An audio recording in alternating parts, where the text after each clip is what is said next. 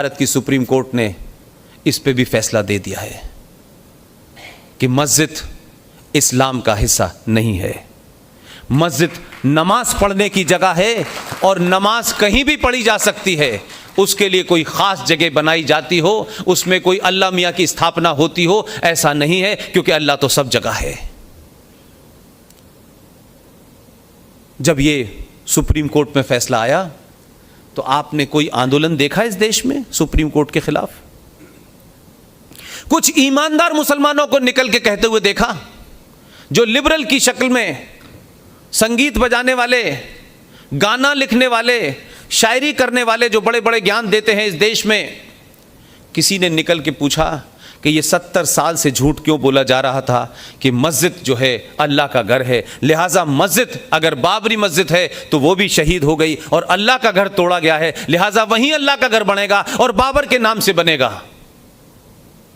ये जिद उस फैसले के बाद भी नहीं बदली है, क्योंकि झूठ इतनी दूर तक चला गया है कि वो खुद भी सच में आना नहीं चाहते और आपको झूठ में रखा गया है। पूरे इस्लामिक वर्ल्ड में मस्जिद बनती है, सड़क चौड़ी करने के लिए तोड़ दी जाती है। मस्जिद बनती है, रेस्टोरेंट बनने के लिए तोड़ दिया जाता है। वहां कोई धरना प्रदर्शन नहीं होता, क्योंकि हमारे यहां के मुसलमान मक्का के मुसलमानों से ज्यादा बड़े मुसलमान हैं। इन्होंने ज्यादा कुरान पढ़ा हुआ है, ये ज्यादा हदीस और कुरान और शरिया की बातें करते हैं। लेकिन आप देखें कि जो असली इस्लाम है और भारत में जो इस्लाम है, उसका अगर आप तुलनात्मक अध्ययन करें तो पूरे आपको पाकिस्तान, बांग्लादेश और हिंदुस्तान में जो इस्लाम है वो कंप्लीट फ्रॉड है, टोटल फ्रॉड है। सऊदी अरब में जाते हैं आप, नमाज का वक्त होता है, लोग क्या कहते हैं? ये नमाज क्या है? शब्द नमाज क्या है? नमाज शब्द संस्कृत का शब्द है जिसका मतलब है किसी के सामने अपने को झुका देना। ये संस्कृत का शब्द है। पूरी दुनिया में नमाज को कहा जाता है सलाह, जो अरबी का शब्द है। सलाह माने नमाज। वहां कोई नमाज नहीं कहता 57 देशों में, ये यही हम कहते हैं। और ये हमारी देन है, क्योंकि तुम भी हमारे पूर्वजों से ही हो। क्या बात है। लिहाजा तुम अरब से नहीं आए थे, बाबर के साथ नहीं आए थे, औरंगजेब के साथ नहीं आए थे। ये सिर्फ इतना ही फर्क है कि वो नाम दोनों के कुछ एक से थे, वो भी नमाज पढ़ते थे, तुम भी नमाज पढ़ते थे। लेकिन ये अलग बात है कि हिंदुस्तान में हिंदुओं से नफरत के चलते तुमने बाबर को अपना हीरो मान रखा है और सुभाष को नहीं माना, गांधी को नहीं माना, तुमने जिन्ना को मान रखा है। ये दो सभ्यताओं का क्लैश है। जिन्ना कुछ बातों में सही था, ईमानदार था, उसने कोई गफलत नहीं पाली अपने जिम्मे। हो सकता है इतिहास ने उसका मूल्यांकन किस तरीके से किया हो, यह अलग बात है। मैं तो उस मुल्क के चप्पे चप्पे पे घूम के आ चुका हूं। कम से कम जिन्ना ने यह माना कि ये दो नजरियात का मामला है, ये दो सोच का मामला है और ये दो सोचें एक साथ नहीं रह सकती। इसी बुनियाद पे मुल्क बटा, धर्म के नाम पे बटा।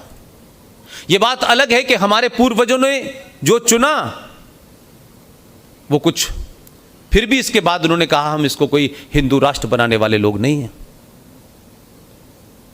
लेकिन जिन्होंने कुछ बातों में जो कहा उस पर मैं अपनी बात जरूर कहना चाहता हूं।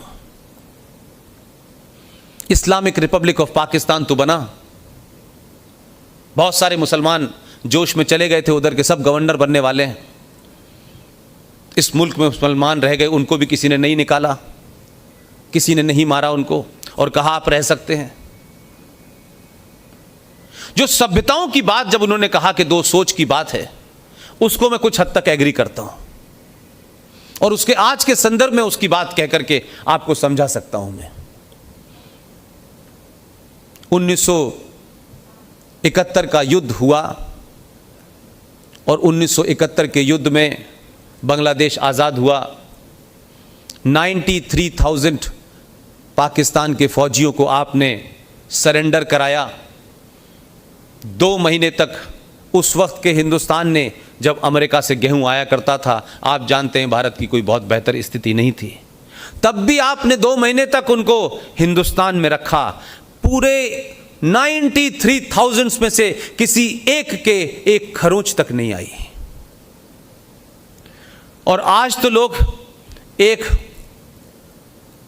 अभिनंदन को पकड़ने के बाद पूरा पाकिस्तान कह रहा था इसको छोड़ो मत, इससे बार्गेनिंग करो, इसके बदले में पाकिस्तान, हम हिंदुस्तान से बार्गेनिंग करें। एक को पकड़ने के बाद दीवानगी चढ़ गई थी उनको। हमने 93,000 लोगों को बाइज्जत वापस भेजा, बदले में कुछ नहीं लिया, जो चाहते वो ले सकते थे।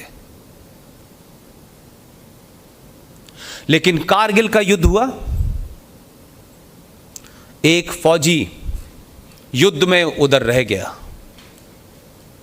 जनेवा कन्वेंशन की बहुत बात होती है, कश्मीर को लेकर जनेवा कन्वेंशन रोज पाकिस्तान जाना चाहता है। उसी जनेवा कन्वेंशन के अंदर है कि फौजी का धर्म अपने देश के प्रति होता है, वो किसी से दुश्मनी नहीं करता है। लिहाजा जनेवा कन्वेंशन के तहत अगर आपकी तरफ कोई फौजी रह गया है तो आप उसके साथ बुरा व्यवहार नहीं करेंगे, आप उसको बंदी बना सकते हैं, वो आपके यहां रह सकता है, लेकिन कोई उस पर अमानवीय व्यवहार नहीं करेंगे। लेकिन एक फौजी भारत का उधर रह गया, आपने क्या किया? यह आपकी नफरत हिंदुस्तान के हिंदू से थी कि आपने उसकी आंखें निकाली, आपने उसके गुर्दे निकाले, उसके शरीर के सारे अंग भंग कर दिए और उस सौरभ कालिया को आपने वापस हिंदुस्तान भेज दिया। यह संस्कृति उनकी थी, यह संस्कृति हमारी थी। यही फर्क था जो जिन्ना को समझ में आ रहा था।